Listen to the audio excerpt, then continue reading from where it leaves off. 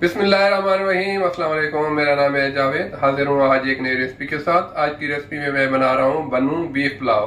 तो चले मैं आपको बताता हूँ मुझे बन्नू बीफ पुलाव के लिए किन चीज़ों की ज़रूरत है और ये कैसे बनता है।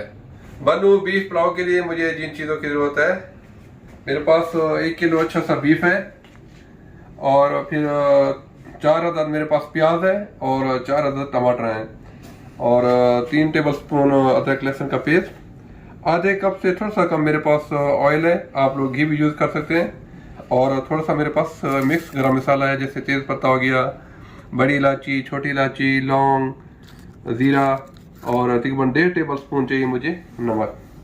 और मैं यूज़ करूँगा, मेरे पास 1 किलो चावल है, ये अच्छा वाला बासमती चावल है, तो अभी नहीं, इसको मैं पहले बेसिकली जब गोश्त गल जाएगा तो इसको फिर मैं भिगो के रख दूँगा तकरीबन आधे घंटे के लिए। तो शुरू करते हैं अभी बनाना बन्नू बीफ पुलाव। अभी ऑयल को मैंने गरम कर लिया, तो सबसे पहले मैं इसमें डालूंगा प्याज को बड़ा अच्छा सा ब्राउन करना है। आपने देखा होगा कि जो बन्नू बीफ पुलाव आता है तो चावलों का कलर अच्छा सा ज़रा ब्राउन सा होता है, तो अगर आप प्याज अच्छी तरह ब्राउन करेंगे तो चावल में कलर भी बड़ा अच्छा आएगा।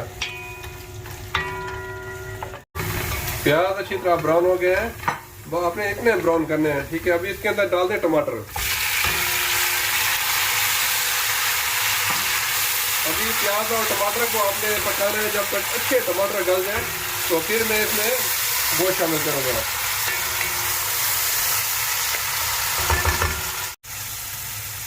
टमाटर और प्याज अच्छी तरह गल गए हैं, तो अभी इसमें मैं शामिल करूँगा गोश्त।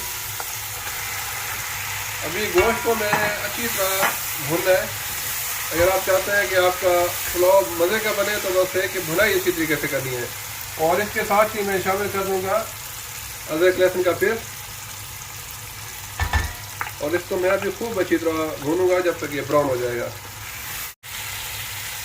गोश्त को मैंने अच्छी तरह भून लिया टमाटर के साथ, तो इसमें शामिल करूंगा 1.5 टेबल स्पून नमक। अगर आपके पास 1 किलो चावल और 1 किलो गोश्त है तो मेरे हिसाब से 1.5 टेबल स्पून नमक काफ़ी होता है, फिर भी आप अपने हिसाब से कम ज़्यादा कर सकते हैं। और इसके अंदर 2 तेज़पात, दालचीनी, बड़ी इलायची, लौंग, जीरा, ये सारे मसाले डाल दूंगा।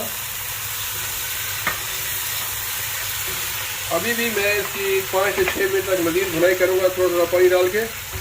तो आप कोशिश करें जब भी बीफ पुलाव बनाएं तो कोशिश करें हड्डी वाला गोश्त लें, और साथ में थोड़ी सी फैट भी होनी चाहिए, तो इसमें पुलाव का बहुत मज़ा आता है। मैं अभी इसको 5-6 मिनट तक और भूनूंगा।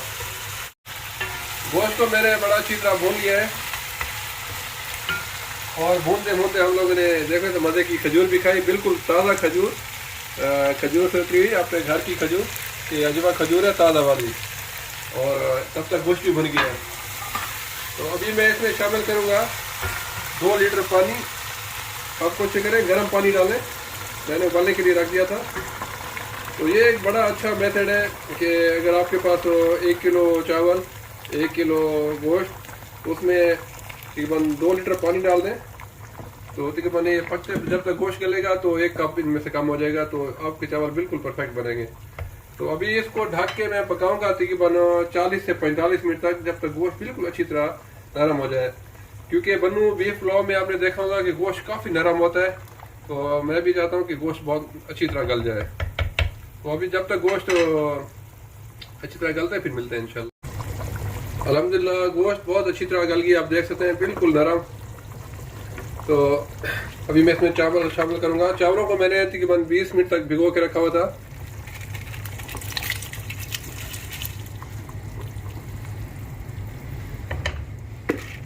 जब चावल का पानी सूख जाएगा तो फिर इसको मैं दम पे लगाऊंगा।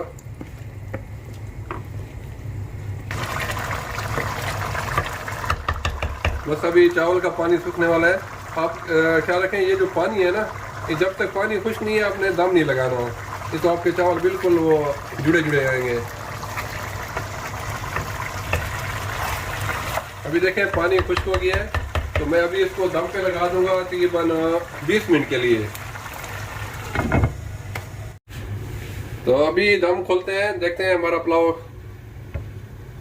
अल्हम्दुलिल्लाह आप देख सकते हैं बहुत ज़बरदस्त पुलाव है, और खुशबू तो इतनी ज़बरदस्त आ रही है, अभी मैं आपको दिखाता हूँ हमारे पुलाव का। ये देखें, एक एक दाना अल्हम्दुलिल्लाह अलग अलग है और गोश्त इतना मज़े का गल गया है ना। ये देख, एक एक चावल। तो अभी मैं इसको डिश आउट करके दिखाता हूँ इसकी फाइनल लुक। अल्हम्दुलिल्लाह बन्नू बीफ पुलाव बिल्कुल रेडी है। आप देख सकते हैं इतनी अच्छी इसकी लुक आ रही है।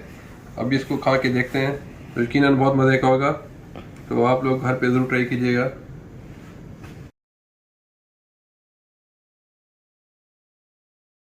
उम्मीद है आप लोगों को मेरी आज की ये रेसिपी पसंद आई होगी। अगर पसंद आई तो प्लीज़ मेरे चैनल को सब्सक्राइब कर लीजिएगा।